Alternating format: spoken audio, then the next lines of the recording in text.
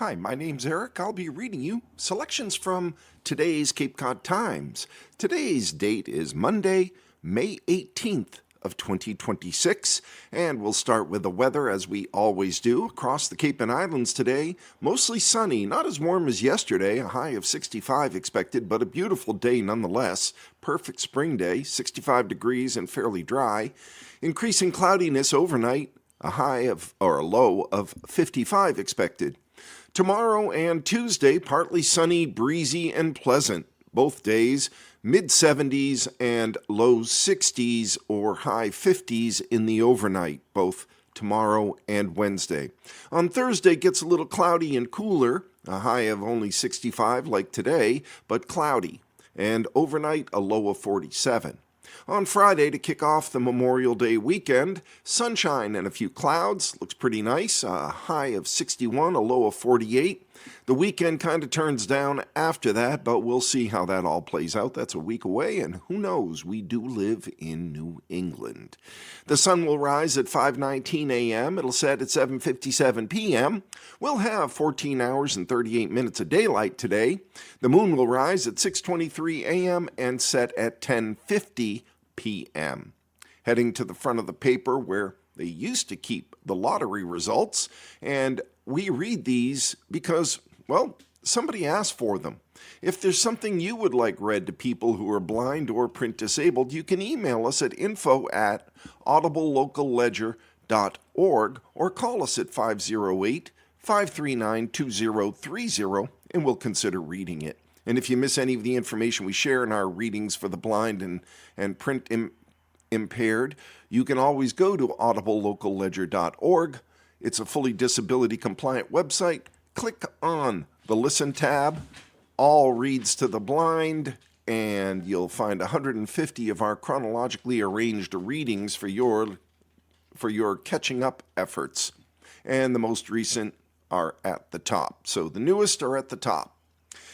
We moved to masslottery.com to give you the lottery results because the Cape Cod Times goes to press too early to produce those. So for the numbers game of May 17th, Sunday, 2026, in the midday, the results were 3270. Again, yesterday's midday numbers game results, 3270. In the evening last night of the numbers game, the results were 0128. Again, last night's winning numbers in the numbers game, 0128. Mass Cash.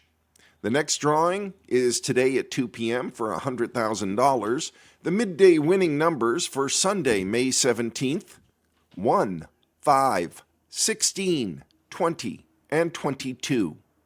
The evening winning numbers for last night for Mass Cash, 11, 12, 20, 21, and 35. And Mega Millions. Tomorrow is the next drawing at 11 p.m. $277 million is the estimated prize. The estimated cash you'd win would be $120.4 million.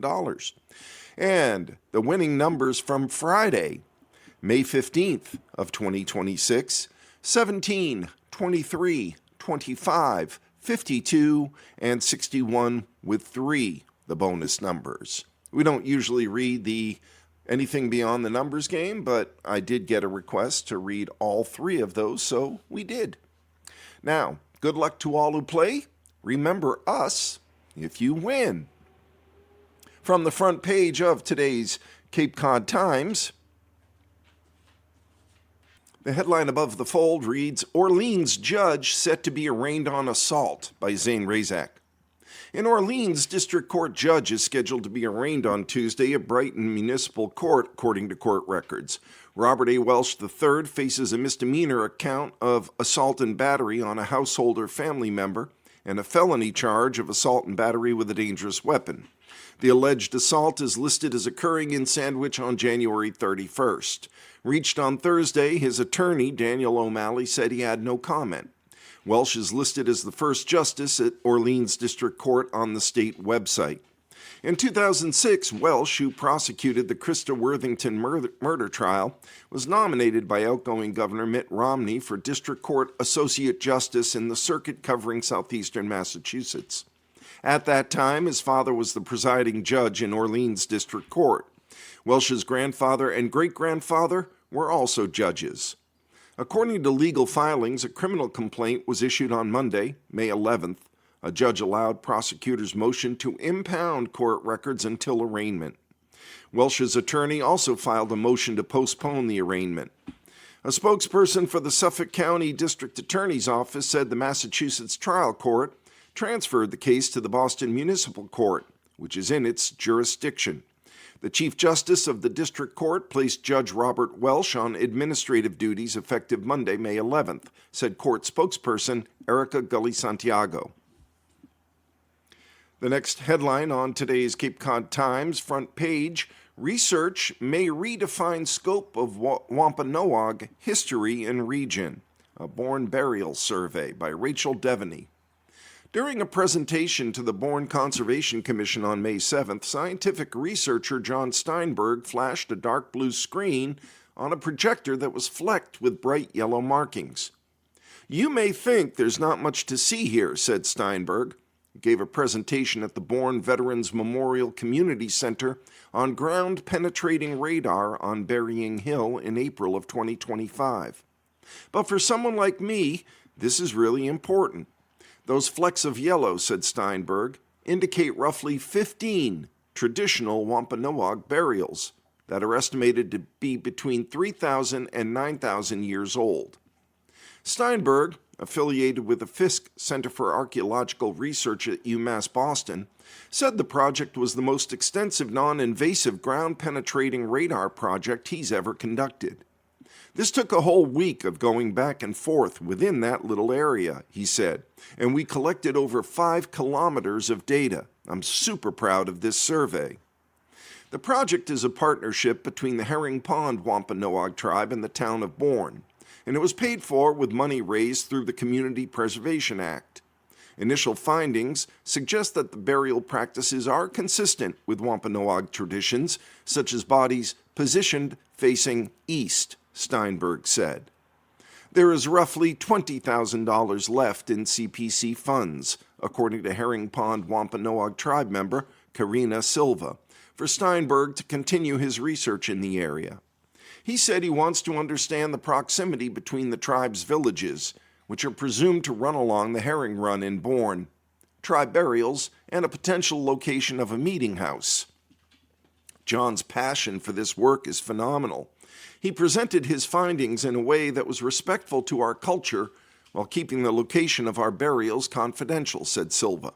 We're thankful to be able to continue to protect and preserve our sacred burial spaces. Steinberg originally presented his findings to the tribe in December of 2025.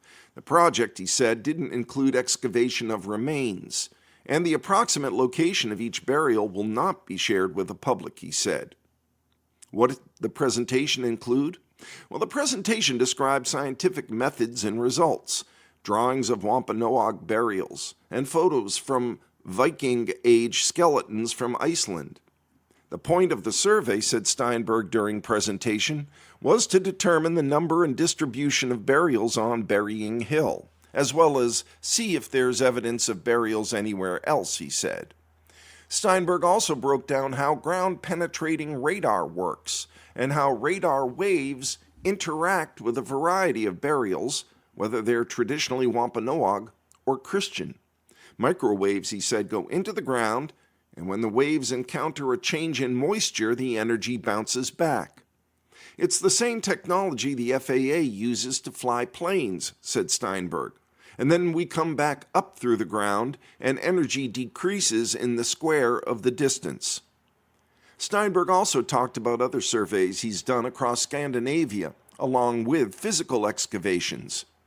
To interpret Steinberg's findings and Burying Hill data, he said, his team depended on examples of Native American cemeteries that were excavated in the 1980s and before, and compare Burying Hill to those older excavations. It was these comparisons that spark so many great questions, he said. What was found on Burying Hill? As Steinberg's team surveyed the area looking for burials, they wanted to understand the relationship between the top of the hill and the southwest portion of the property, which neighbors 829 Scenic Highway. We mapped every rock and every tree because we needed to be able to follow the roots. We also wanted to see if the rocks were field stones or if they might be burial markers, he said. Ultimately, the 15 potential burials were found in two distinct groups, said Steinberg, within the survey, which encompassed roughly 12% of the hill. No Christian burials were found, he said, which are typically laid out east to west in a supine or extended position, with a person's head to the west and their feet to the east. Rather, the Burying Hill readings were consistent with southwest-northeast orientation, which is in accordance with Wampanoag traditions, as well as eastern woodlands cemeteries that are associated with Algonquin-speaking people, said Steinberg. If our survey area is representative of the rest of the hill, the total number might be much higher, said Steinberg in an email to the Times on Thursday. These are spectacular burials. No signs of metal associated with the readings consistent with burials were identified, suggesting that there are no metal grave goods within the burials that are found in the survey. Oral Wampanoag history also speaks to the existence of an early meeting house on the hill, said Steinberg. A secondary benefit of the ground-penetrating radar survey is that the results might suggest potential locations of that meeting house. During the presentation, Steinberg thought village settlements could have been located where the Cape Cod Canal is now. Anything we glean about the relationship with settlement and burying areas is really important, he said. We know these things go together in a variety of places, Steinberg said. Probably the best analogy for Burying Hill is a West Ferry site where there were 58 burials and 75 interments found. West Ferry is a Narragansett site on Conanicut Island in Rhode Island that was disturbed in 1936. Another good comparison, said Steinberg, is Titicut, where scientists found 18 burials and 26 interments. Titicut is located in Middleborough near the Taunton River. In Iceland and areas across Scandinavia, Steinberg, who specializes in unmarked burials in glacial environments, has used ground-penetrating radar to find ship burials from the year 900. During the presentation, he provided scans that showed a mound, the ship, and parts of the ship's keel. When the site was physically excavated, Steinberg said the wood from the ship was gone. We actually got a better view of this ship with a radar than we did by actually excavating it, he said. All that was left was bits of iron rivets. The keel had mostly turned into soil. Steinberg also showed scans from a Viking-age longhouse, along with a smithy, he said, where settlers made iron. The striations and lines on the scan, along with dark red reflections, indicated the location of each building. In Viking-aged churchyard scans that were taken in Iceland, Steinberg said his crew also found a burial that was located at the end of a church wall. There was a fella there, said Steinberg. It was a shroud burial. He was probably a thrall, and one of his arms was badly damaged. This was the second of two radar penetration projects in Borndale, according to Steinberg. The first, he said, was conducted several years ago at the old Indian burial ground. At that site, research scientists discerned burials that included caskets and a series of organized, unmarked graves that sat up on the hill. The Burying Hill project, he said, was more challenging because of the density of the trees. Outwash plains, also known as broad, flat areas formed by sediment, and unconsolidated cane-like deposits. Throughout the Cape area, said Steinberg, there are about 3 types of burials: single isolated graves, cemeteries, and burial grounds and burial areas, and ossuaries, which are also known as large groupings of skulls and long bones. The next headline, Library Funding Gets Second Try at Yarmouth Special Town Meeting, by Susan Vaughn. A funding override for a proposed Newtown library will be on the May 19th Yarmouth election ballot along with 2 Proposition 2.5 override questions for the district schools and the technical school. The library funding failed to pass at the April 28th town meeting by 14 votes short of the required 2/3 vote. The total vote of 314 to 177 was in favor of the funding. Voters will have another opportunity to vote on the library at a special town meeting that's scheduled for June 24th at 6 p.m. at the Dennis Yarmouth Regional Intermediate School. The Select Board set the date for the special town meeting at its May 12th meeting.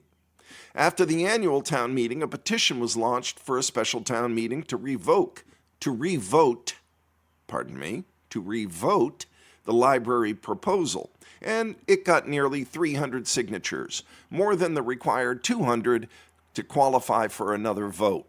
The library proposal is asking for a $35.7 million appropriation to qualify the town for a $13.4 million state library commissioner's grant. The grant would cover 41.7% of the eligible project costs that would leave the town with a $22.3 million obligation. The library funding must pass at both the special town meeting and at the election for the library funding to be submitted for the state funding June 30th deadline. Also on the May 19th ballot are 3 other questions, including 2 seeking overrides for the district schools and Cape Cod Regional Technical School, as well as candidates for the Select Board, the Dennis Yarmouth School Committee, Town Moderator, and the Housing Authority. Question 1 seeks approval of an additional assessment of $1,481,348 in taxes for the Dennis Yarmouth Regional School District for fiscal year 2027. Question 2 asks voters to approve a debt exclusion of $680,194 to cover the town's assessment for the technical school operating budget. Question 4 is a non-binding public advisory referendum that asks Yarmouth voters to express support for the constitutional rights for all Yarmouth residents, regardless of their nationality, citizenship, or immigration status. Elected positions on the ballot include incumbent Select Board member Mark Forrest, who's running unopposed for re-election to another 3-year term. Joe Glynn is the only name on the ballot for the DY School Committee for a 3-year term. Glynn served on the committee previously for 5 years and resigned in the last term.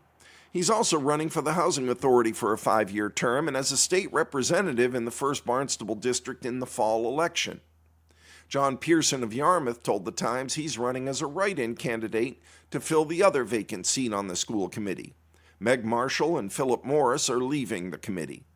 Pearson, who's 42, is an accountant and has 2 stepchildren who attend district schools. His wife is a math teacher at Dennis Yarmouth Middle School. Pearson said he's been considering running for a while, but waited to get an advisory opinion from the State Ethics Board confirming that he could run with his wife a district employee. He then decided to do the write-in campaign. James Kevin Sabin is running for a 3-year term for moderator to replace Ken Muty, who is retiring from the position. Polls are open May 19th from 7 a.m. to 8 p.m. Folks, that's tomorrow. Get out and vote. Your vote really counts locally. The polling place for Precinct 1 is the First Congregational Church in Yarmouthport. Precincts 2 through 6, 8, and 8A vote at the Senior Center, and Precinct 7 at Kingsway Meeting House. Our next headline regarding the Orleans Select Board leadership is changing with Election Tuesday. Orleans voters will head to the polls Tuesday, May 19th, tomorrow, for the final step needed to approve borrowing tied to the construction of a new fire rescue station on Eldridge Park Way. Polls are open at the Senior Center at 150 Rock Harbor Road from 9 a.m. to 7 p.m. Residents will be asked in Question 1 to approve borrowing up to $55 million to build the new station with debt excluded from Proposition 2.5 tax levy limits. The proposal passed town meeting on May 12th. Town officials say the current 1987-built station at 58 Eldridge Parkway is too small, and it doesn't meet safety or operational needs, citing inadequate space for personnel and equipment, outdated facilities, and a lack of proper decontamination and training areas. The new station would be built on land next to the current station the town meeting agreed to purchase in November. Question 2 on the ballot asks voters whether the town should be allowed to raise an additional $139,789 in property taxes for fiscal year 2027 to fund departmental expenses tied to the Council on Aging and employee benefits. According to the ballot language, $107,140 would go toward the Council on Aging, $32,649 towards town employee benefits. Question 3 asks voters whether the town should be allowed to exempt borrowing tied to administration of the amended Comprehensive Wastewater Management Plan and preliminary design work for Phase 4 of the sewer project. The funding would support engineering, contract administration, project management, watershed-wide planning, investigations, and public engagement related to the next sewer study area. Question 4 asks Orleans voters whether the town should be allowed to exempt borrowing tied to the construction of the Lakes and Ponds sewer area collection system and pumping station project, including related drainage, water main, and water service improvements. But town officials said they no longer anticipated needing the additional funding that was proposed under the related town meeting article after receiving favorable construction bids on May 5th. The article, which they said was intended as contingency funding in case bids came in higher than expected, was indefinitely postponed at town meeting. There are no contested races on the ballot. Incumbent Mefford Runyon is running for another term on the select board. Mary V.L. Wright is also running to join the board. Incumbent Andrea Shaw Reed is not running for re-election. On the Board of Health, incumbents John Kanaga and Sims McGrath Jr. are both running for new terms. Constable Kevin Higgins is running for another 3-year term. On the Nauset Regional School Committee, Judith Schumacher is running for another 3-year term. Incumbents Cassandra H. Roach and Ronald Collins are both running for the Elementary School Committee. Incumbent Lindsay Malatesta Goodman is running for another term as a trustee for Snow Library, while Nora Johnsmeyer is also running to become a trustee. Moving inside the paper, Eastham's town election is Tuesday. Here's what's on the ballot, by Denise Coffey in Eastham. 1 contested race for select board and 5 override questions are on the ballot for voters on May 19th. 4 candidates are running for 2 open select board seats. 5 overrides are necessary to fund articles already approved at town meeting on May 4th. An operating budget override of $2.79 million is necessary to fund increases in health insurance premiums, pension contributions, waste disposal, education, and collective bargaining agreements. Should the override be approved, the estimated tax impact on the median valued home of $780,000 would be $465. If the override is not approved, a special town meeting would need to be called to adopt a budget with reduced spending. Reductions could include staffing, services, and funding of capital projects. 4 other operating budget service enhancements, which all passed at town meeting, need overrides. An increase in staffing at the Council on Aging, $37,500, would add an estimated tax impact of $6 on the median valued home. An increase in staffing at the Recreation Department, $87,500, would add $13. Expanding online permitting, $45,000, would add $7. And increasing funding for the preschool tuition program would add $11. If all supplemental overrides are approved, it would add up to an additional $37 for the owner of a median valued home. Select Board incumbent Robert Bruns IV is running against Robert Early, Hope Ann Plavin, and Andrew Shearer for 2 open seats on the Select Board. School roof replacement is on the ballot at the Harwich town election. Yes, it's election and voting time, folks, by Zane Razak. Voters in Harwich will head to the polls tomorrow, Tuesday, May 19th, to decide several debt exclusion questions, including $11.8 million request to put a new roof at Monomoy Regional Middle School. Polls are open from 7 a.m. to 8 p.m. at the Harwich Community Center at 100 Oak Street. Question 1 asks voters whether Harwich should exempt borrowing costs tied to the town's share of a roof replacement project at Monomoy Regional Middle School. Total cost of the project is estimated to be $11.8 million, with Harwich's share about 77%. School officials have said the project cannot be delayed due to mold and leaking concerns.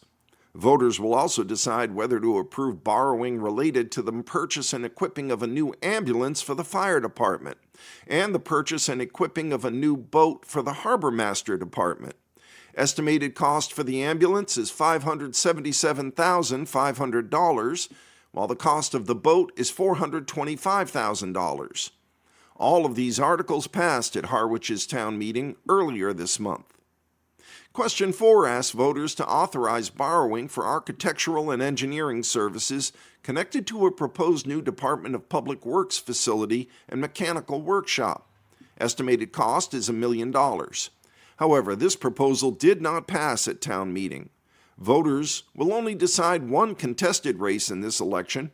3 candidates, Lynn Slangen-Budell, Kathleen Ann Cockcraft, and Cynthia Jane Gushy are running for 2 seats on the Brooks Free Library trustees.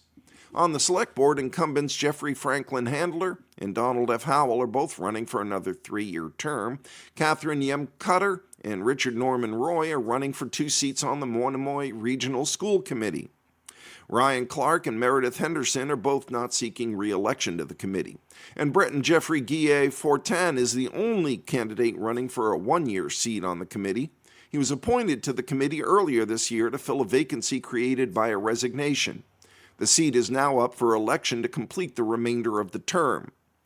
Anne Irene Frechette and Edward James McManus are both running to be Water and Wastewater Commissioners. And Kimberly E. Bergea is running for another 5-year term on the Housing Authority. The newest member of Chatham Select Board is chosen from 4 candidates by Zane Razak. Randy Potash was sworn in as the Chatham Select Board's newest member on Friday morning by Town Clerk Julie Smith. Potash won the seat in Thursday's town election with 767 votes, according to unofficial results. She served on the Zoning Board of Appeals and as the Chatham delegate on the Barnstable County Assembly of Delegates. She replaces Shireen Davis on the board. Carol Gordon earned 519 votes, Brian Phillips received 210, and Meredith Fry 177.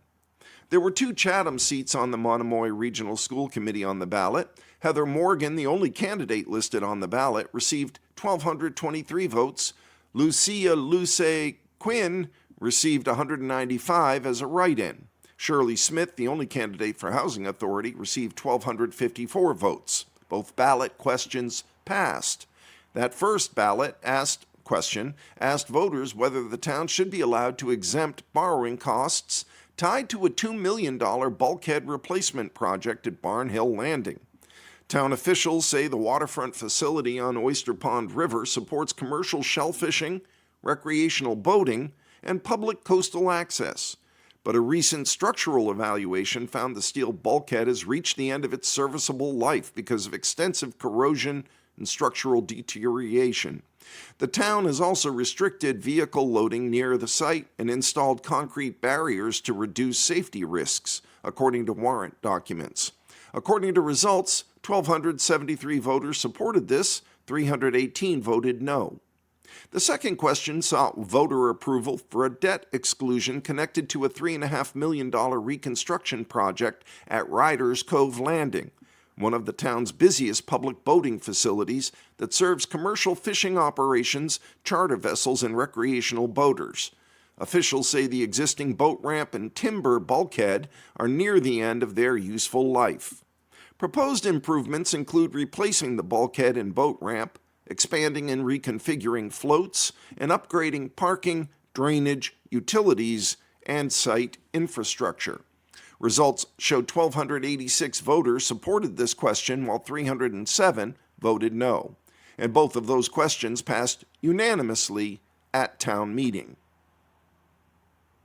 We're at the midway point In our reading of the Cape Cod Times for today, Monday, May 18th of 2026, the day before it's time for many people to vote. And many listeners are aware, I'm sure, at this stage we move to a different kind of local news in the paper, which are the obituaries and death notices that are listed for that day. In the Cape Cod Times of May 18th, the first obituaries of Paulette M. Flynn of Quincy, who at the age of 71 passed on May 15th. Beloved, she leaves her siblings and many family and friends. Those family and friends will honor and remember Paulette's life by gathering for a morning wake on Thursday, this Thursday, May 21st, from 10:30 to 11:30 a.m. in Sacred Heart Church. That's at 386 Hancock Street in Quincy, followed by her funeral mass celebrated at 11:30 a.m. Burial will follow in the Gardens of Gethsemane Cemetery in West Roxbury. The next obituary is of Allison Jean Picard of Sandwich, who at the age of 66 passed on May 7th. Allison was born March 5th, 1960 in Washington, D.C. The daughter of a U.S. Foreign Service officer, Allison grew up with her siblings overseas, including on the island of Zanzibar, now Tanzania, Nigeria, and Iran. In the United States, she resided in Glen Echo, Maryland, Lexington, Massachusetts, and Washington, D.C. In the mid-1980s, she moved to Cape Cod, where she married Glenn Freeband in October 2011 and resided there for the remainder of her life. Allison was a lover of words and stories. Even at a young age, she read voraciously and placed out of her senior year of high school to attend Sarah Lawrence College. She transformed her passion for literature into a career as a literary agent. Allison's quiet demeanor belied her infectious laugh and dry wit. Allison carried a deep love for Cape Cod, where she found joy in walking by the sea and strolling among the marshes and forests. Allison also carried a deep love of cats and all their feline antics and was a devout believer in the power of a purr. Allison is survived by Glenn Freeband and her siblings Frederick, Fraser, and Catherine Picard. The final obituary in today's Cape Cod Times is of Joey Toms of Sneed's Ferry, North Carolina, who at the age of 40 passed unexpectedly on May 1st, leaving behind a family, friends, and community who loved her deeply and will miss her immeasurably.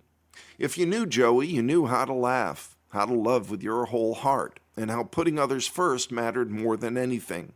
She had a quick wit and a sense of humor that brought out that deep, belly-aching laughter.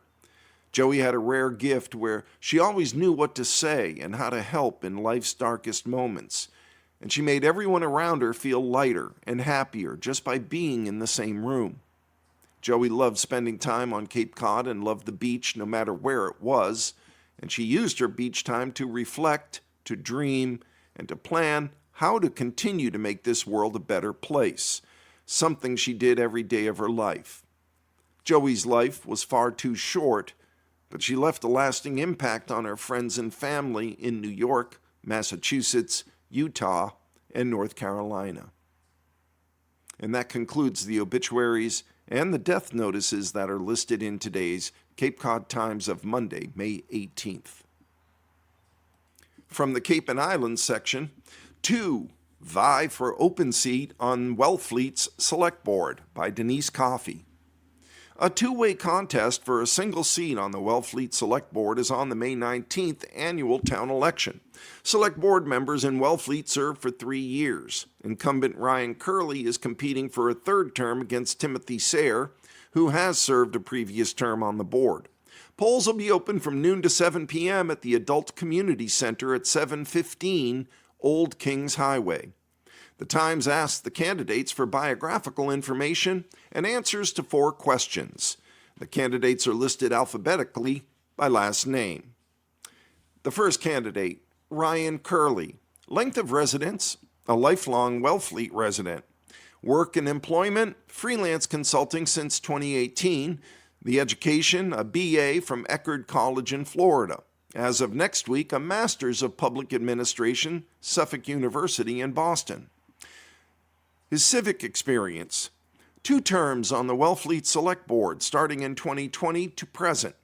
Comprehensive Wastewater Planning Committee, 2019 and 2020. Cape and Islands Water Protection Fund Management Board, 2020 to present. Question: what are the key strengths of your town? Answer: the people of the town are always willing to help each other regardless of differences, and if elected, what are the top 3 issues you want to address? Housing, wastewater, and keeping the elementary school open. Okay, if elected, how do you plan to address those issues? Well, they're all related. What's the point of spending hundreds of millions of dollars on wastewater if we drive out the working class and young families? A sewer, at least in a large portion of the town, opens up new possibilities, and the community needs to discuss what they would like in the future. Housing is a market failure, where the median-priced home is well out of reach of regular people. Our elementary school has seen its student population crash to the point where a consultant for Nauset District has recommended possible closure. For this not to be the last generation of Wellfleet school children, we have to be willing to take some big swings to address housing. All of the service providers are struggling to fill their positions. Outer Cape Health Services has identified housing as a critical problem, limiting their ability to serve the area. We have first responders commuting from across the bridge. Things are breaking down, and the issues will only become more acute as those who purchased homes when they were relatively more affordable sell them. What skills, interest, or experience make you the best candidate? I've been doing the job for 6 years. I recruited Charlie Sumner to serve as Wellfleet's intermediate town administrator to address the town's financial management crisis we dealt with. In the past year, I've written 2 grants for the town, resulting in $650,000 in awards to the town to advance housing initiatives. I've been looking at the town's wastewater issues for years, dating back to before my service on the Select Board. Housing is a conversation, but we need pathways for both, for those in traditional affordable housing income brackets, as well as those searching for housing they can attain who earn more, but don't earn enough to actually afford the cost of housing. These range from shellfishermen, tradespeople, town staff, doctors. This list goes on. We need these people if our town is to have a future. It's existential. What's the point of spending so much tackling wastewater if the people that form the character of the town are driven from it? The other candidate, Timothy Sayre. Length of residence: a full-time resident since 2018 with family roots in the community dating back to 1865. Their work or employment: after a successful career in software development, I joined my wife in operating our family business, which has been serving Wellfleet since 1932. His education: degrees in computer science and mathematics, Miami-Dade College, University of Miami. Civic experience: currently serving as a member of Maurice's Campground Planning Committee, the Shellfish Advisory Board, and the Dredging Task Force. I was a former member of the Select Board. If elected, what are the top issues facing Wellfleet? There are many needed infrastructure projects in the town. While opposing the Maurice's Campground Master Plan and voting no confidence, I remain committed to finding a better solution that truly fits the housing needs of Wellfleet. I've proposed an approach that addresses the community's diverse housing needs, including the missing middle, while protecting the character of Wellfleet and prioritizing housing for Wellfleet residents. Other needs and issues will need to be faced head-on, and we need to be fully transparent about any unforeseen needs or issues with the townspeople, so they understand exactly what, where, and how something came about. If elected, how do you plan to address those issues? I believe in open communication, strong public engagement, and strong transparency between elected officials and the community. My goal is to ensure thoughtful, informed decision-making that reflects the values and priorities of Wellfleet residents. What skills, interests, or experience make you the best candidate? Wellfleet faces many challenges ahead, and I'm prepared to work toward making the best decisions for our community while remaining fiscally responsible. See the Bourne candidates running for board seats in the May 19th election. Again, tomorrow is the election day, by Susan Vaughn. The Bourne town election ballot on Tuesday, May 19th, tomorrow, has a fair number of candidates running for local office, but a dearth of contested races and no referendum questions. Anne Marie Sarunian is the only select board member up for re-election for a 3-year term. She also is sewer commissioner. She has no opponent, but someone could mount a write-in campaign. 2 school committee members up for re-election for 3-year terms are Donnell M. Beals and Kendelyn Kavanaugh Gagne. A third opening on the ballot has no candidates listed. 3 candidates are vying for 3 seats for 3 years on the planning board, including John Duggan for re-election, and Mandy Holway and Robert Frangia. Stephen P. Stroney is on a separate ballot to fill a 1-year term on the planning board. Board of Health members up for re-election for 3 more years are Robert Collette, 4th, and William M. Mayer. Luis Gonzaga is running for constable for a 3-year term. Jonathan Bourne Library trustee Christina Produce is on the ballot for re-election for 3 years. Margaret Minna Sung is running for the other open seat. Donnell M. Beals is running for re-election as the non-veteran trustee for the Veterans Memorial Community Building. 2 seats for veteran trustees are on the ballot without candidates. Matthew Wallers is running for the Recreation Authority for the only open 3-year term. Thomas C. Spencer is up for re-election to the Housing Authority for 5 years. The polls are open tomorrow from 7 a.m. to 8 p.m. and Bourne polling locations are as follows. Precincts 1, 2, and 3, voting is at Bourne Veterans Memorial Community Center. Precincts 4 and 7 vote at Bourne Middle School, and Precincts 5, 5A, and 6 vote at St. John's Parish Center. The next headline: Frederick Douglass speech reading is set for Hyannis on June 28th by Beth McDermott of the Provincetown Banner. The public's invited to reflect on the meaning of Independence Day through the words of Frederick Douglass. Amplify POC Cape Cod and the JFK Hyannis Museum are hosting a public reading of Douglass's 1852 speech, What to the Slave is the 4th of July. The event is scheduled for 1 p.m. June 28th in the courtyard in front of the JFK Hyannis Museum, 397 Main Street in Hyannis, according to a community announcement. The reading will be followed by a facilitated discussion in the Scudder Family Center for Civic Engagement on the 2nd floor of the museum. The event is part of a statewide initiative organized and funded by Mass Humanities, which provides grants for communities to host readings and discussions of Douglass's speech. More than 70 Massachusetts communities hosted readings in 2025, according to the announcement. The Hyannis event is supported by an $1,800 Reading Frederick Douglass Together grant from Mass Humanities with funding from the Mass Cultural Council. The grant was awarded to Amplify POC and the JFK Hyannis Museum. We're grateful to the state legislature who continue to support Mass Humanities and Mass Cultural Council, which makes important events like this possible, said Tara Vargas Wallace of Amplify POC, Cape Cod.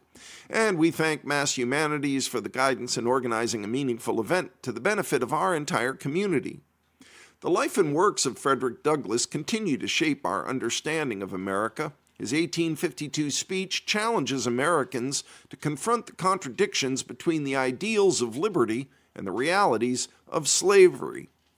Amplify POC, that's people of color, Cape Cod is dedicated to closing the racial wealth gap by driving economic development and empowering communities of color, according to the announcement. The organization works to remove systemic barriers and expand access to capital, education, and resources that foster entrepreneurship and financial independence.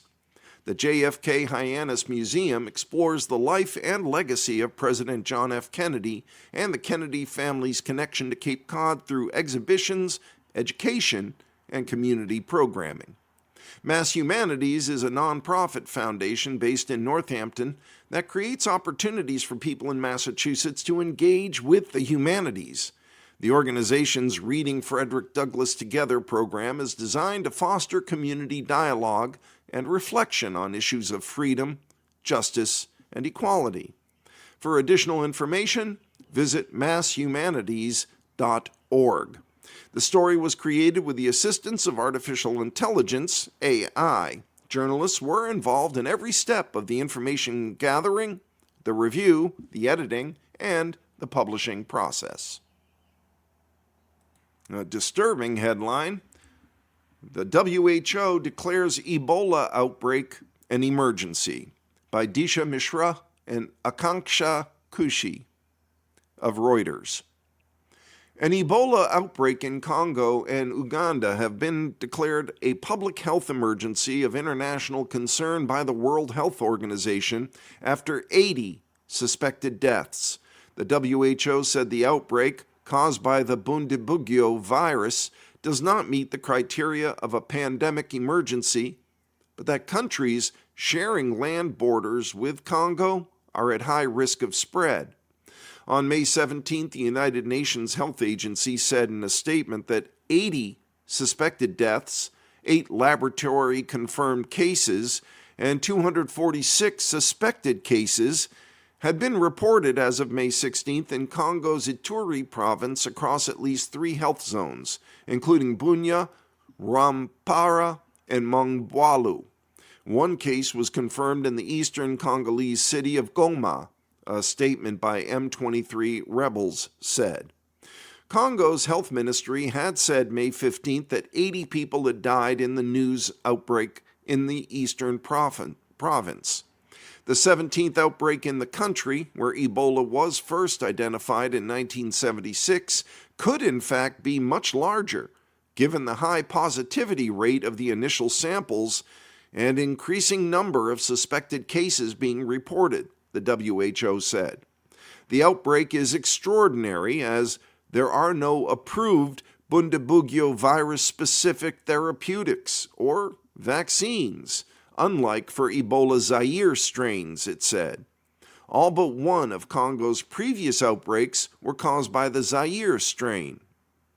The Congo-Uganda outbreak poses a public health risk to other countries, with some cases of an international spread already documented, the agency said, advising countries to activate their national disaster and emergency management mechanisms and undertake cross-border screening at main internal roads.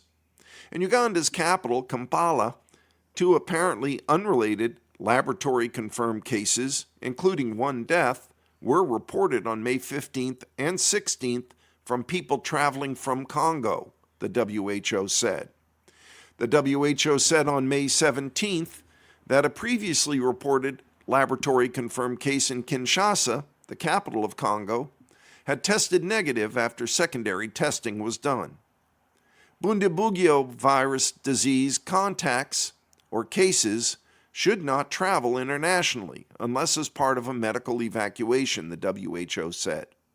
The agency advised immediately isolating confirmed cases and monitoring contacts daily, with restricted national travel and no international travel until 21 days after exposure.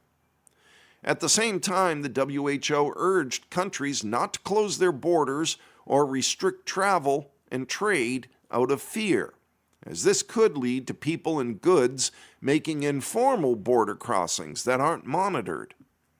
Congo's dense tropical forests are a natural reservoir for the Ebola virus. Jean Kaseya, Director General of the Africa Centers for Disease Control and Prevention, said he had requested technical guidance and recommendations on the potential need to declare the outbreak a public health emergency of continental security. The often fatal virus, which causes fever, body aches, vomiting, and diarrhea spreads through direct contact with the bodily fluids of infected persons, contaminated materials, or persons who have died from the disease, according to the Africa Centers for Disease Control and Prevention. People in the news. Travolta surprised with Cannes Award ahead of directorial debut. Screen legend John Travolta, star of hits such as Pulp Fiction and Grease, was surprised May 15th with an honorary Palme d'Or prize at the Cannes Film Festival before the premiere of his directorial debut, Propeller One-Way Night Coach. "It's beyond the Oscar, really," said an emotional Travolta, who's been nominated twice for the prestigious award. Propeller is an exploration of a boy's waxing love for aviation and a fateful cross-country flight to Los Angeles during the golden age of flying. It's based on a children's book of the same name that Travolta wrote some 3 decades ago. Travolta, 72 years old, piloted himself and his daughter Ella Blue Travolta, who plays one of the flight attendants, to the festival, according to an Instagram post. Making the film was a labor of love for Travolta, who produced, financed, directed, narrated, and wrote it. Other people wanted to produce it and direct it, but I thought it was so personal, he said. The film, which is showing in the Cannes premiere section of the festival, will be released on Apple TV May 29th. Fraser, an Indianapolis native, named honorary Indy 500 starter. An Oscar winner and Indianapolis native will wave the green flag at the greatest spectacle in racing. The Indianapolis 500 has tapped actor Brendan Fraser as the honorary starter for the race's 110th running on May 24th, the Indianapolis Motor Speedway announced. He joins actors like Matt Damon, Christian Bale, Austin Butler, Miles Teller, and fellow Indiana native Adam Driver as past honorary starters.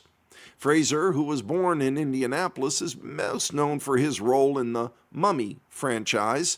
His 2022 comeback vehicle, The Whale, earned him the Oscar for Best Actor the following year, and he has since headed up the 2025 film Rental Family, which opened the 34th Heartland International Film Festival. Fraser will star in the upcoming World War II drama Pressure as Dwight D. Eisenhower. The honorary starter announcement comes on the same day the 500 confirmed a three-peat national anthem performance from American Idol alum Jordan Sparks. German DJ Zedd will headline this year's Snake Pit on race day, and 90s alternative favorites Counting Crows will lead Carb Day on May 22nd, with fellow alt group Switchfoot opening.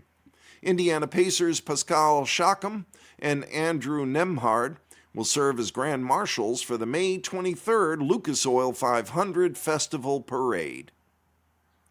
Drake reignites Kendrick feud and Ran to Atlanta release. Drake has recruited the help of Atlanta rapper Future to reignite his feud with Kendrick Lamar in a new song released May 15th. Titled Ran to Atlanta, the song is part of the newly released album Iceman, one of 3 albums surprisingly dropped by the artist at the same time. The feud between Drake and Lamar dominated music conversations in 2024 as the artists released numerous targeted diss tracks. Lamar's song Not Like Us went viral, taking him to the Grammys stage in the Super Bowl halftime show in New Orleans. Now Drake is bringing the lyrical conflict back and dragging Atlanta into the conversation once again. Fans were quick to point out the similarities in the lyrics and the name of the song to lyrics from Lamar's Grammy-winning song, Not Like Us, which calls Drake out by name. In the third verse, Lamar accuses Drake of performing shows in Atlanta when he needs a confidence boost, or a check. The professional-turned-personal feud between Drake and Lamar allegedly began more than a decade ago when Lamar was starting to have more success in the rap genre, despite the two working together on previous projects. Subtle shots were taken at one another over the next few years through their music until 2024, when Lamar went after Drake directly on a song with Future and Metro Boomin. And then the diss tracks took off, with Drake and Lamar working overtime to release music as the attention around the feud rose. My question as a reader and a curious watcher of this whole thing, how good can your songs be if you release 3 albums at a time? Doesn't it take a little while to produce an album? Today in history. Today's May 18th, and on this date in 1860, Abraham Lincoln was chosen on the 3rd ballot at the Republican National Convention in Chicago to be the party's nominee for president. Lincoln trailed William Seward on the first 2 ballots before shoring up enough support before the 3rd. In 1863, Union General Ulysses S. Grant began the siege of Vicksburg, Mississippi. On July 4th, the Confederate forces surrendered their last major fortified position on the Mississippi River. In 1896, on this date, the U.S. Supreme Court ruled 7-1 in Plessy v. Ferguson that segregation laws with accommodations that were separate but equal were constitutional. The ruling was overturned by the court 58 years later. In 1917, on this day, needing to raise a force larger than the army of volunteers the U.S. had, President Woodrow Wilson signed the Selective Service Act to build the American Armed Forces through conscription to aid the Allies during World War I, a draft.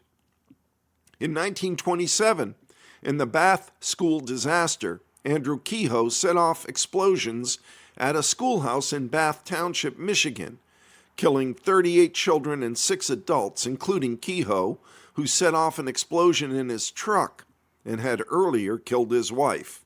That's not just modern times when you have nuts. In 1933, as part of President Franklin Roosevelt's New Deal, Congress created the Tennessee Valley Authority as a utility and regional economic development agency. In 1953, on this date, piloting a borrowed Canada Air F-86 jet, trailblazing aviator, Jacqueline Cochran added to her list of records and firsts by becoming the first woman to break the sound barrier. And in 1969, on this day, Apollo 10 launched from Kennedy Space Center in Florida on its mission to orbit the moon as a dress rehearsal for the moon landing during the Apollo 11 mission. And with that, we've come to the end of our reading of the Cape Cod Times for today, Monday, May 18th of 2026. Election Day is tomorrow. Memorial Day is a week from today. This is Memorial Day weekend coming up. We're going to have some nice weather this week. The weekend we're not so sure about, but enjoy the weather this week. This is your reader, Eric, saying be well, be safe, look after each other, and remember our veterans, especially those we've lost recently. Bye for now.